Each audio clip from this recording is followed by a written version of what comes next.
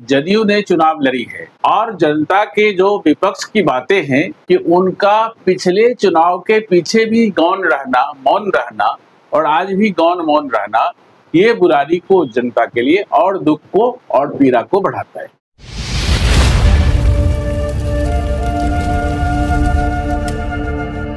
कि इस क्षेत्र में 3 जो है वो चुने हुए पार्षद नहीं है, इलेक्टेड पार्षद है। 5 हमारा वार्ड है, विधायक है, सांसद है। जो पार्षदों के कार्य सफाई से संबंधित, नालियों से संबंधित, उनके कंस्ट्रक्शन से संबंधित, निश्चित रूप से कोई भी आएगा तो उसमें अभी भी बहुत कुछ करने की जरूरत को बताएगा, अनियमितताएं पाएंगे। और जो दिल्ली के विधायक हैं इस क्षेत्र के, वो सरकार का, किसी भी क्षेत्र का विधायक सरकार का एक हिस्सा हो जाता है। और जिस कारण से इस क्षेत्र में बड़े लंबे समय से एक ही विधायक है और उन समस्याओं पर काम करने के बजाय बुरारी की जनता को और जटिलता को बढ़ाया और उनके जो सामान्य नागरिक सुविधाएं थी, एक पार्किंग की, स्कूल की, अस्पताल की, एक उनके सरकारी जमीन की बचाने की, उनके अलावे जो उनके ट्रैफिक जाम की, उनकी कम्युनिटी सेंटर के निर्माण की, खेल के मैदान की, पार्क की, इन तमाम इश्यूज को दरकिनार करते हुए उन्होंने जो बिल्डर्स गलत कार्य कर रहे हैं उनका साथ देने का काम किया है, जो बहुत ही दुखद है। यहाँ जो लाइफ लाइन है बुरारी मेन रोड, उस पर आपने कई बार आवाज उठाया है। देखिए, निश्चित रूप से अज्ञानता कहिए, गुंडागर्दी कहिए या जानबूझकर परेशान करने वाली बात कहिए, बुरारी की जो मेन सड़क है, बुरारी के लाल बत्ती से लेके एक जिसको नेशनल हाईवे से जोड़ती है बुरारी, और वहां से लेकर के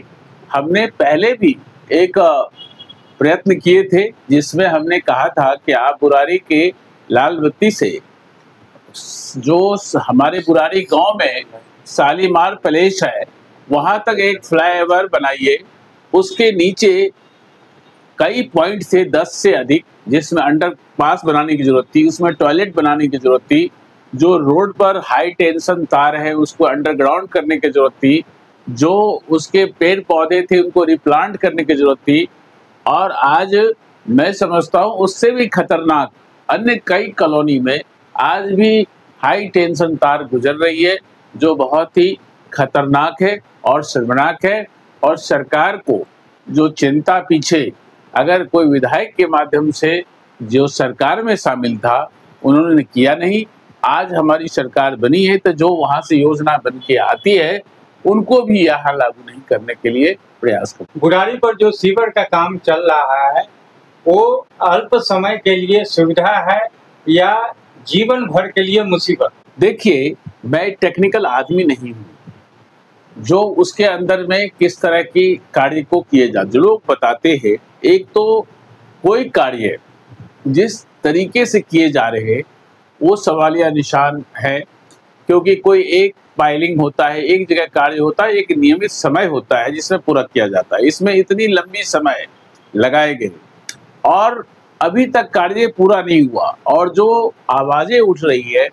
कि जब तक आप बुरारी क्षेत्र को एक लेवलिंग नहीं देंगे,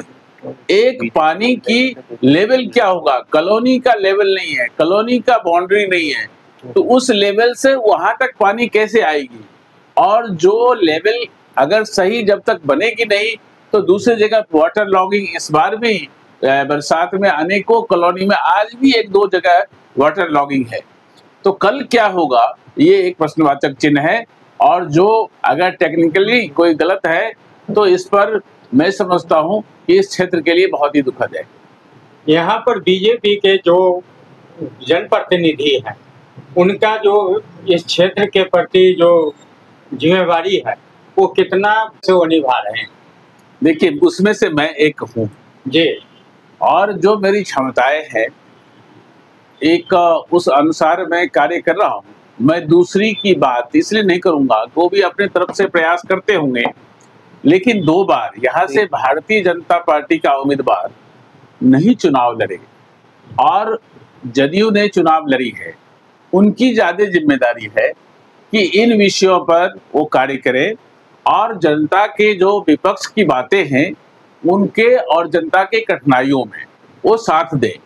लेकिन मैं समझता हूं कि उनका पिछले चुनाव के पीछे भी मौन रहना और आज भी मौन रहना, ये बुराई को जनता के लिए और दुख को और पीड़ा को बढ़ाता है।